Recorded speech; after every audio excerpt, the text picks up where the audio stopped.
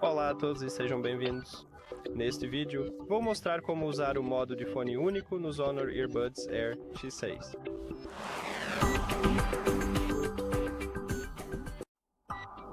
Então, para usá-lo, precisamos abrir o estojo de carregamento e retirar apenas um fone de ouvido do estojo.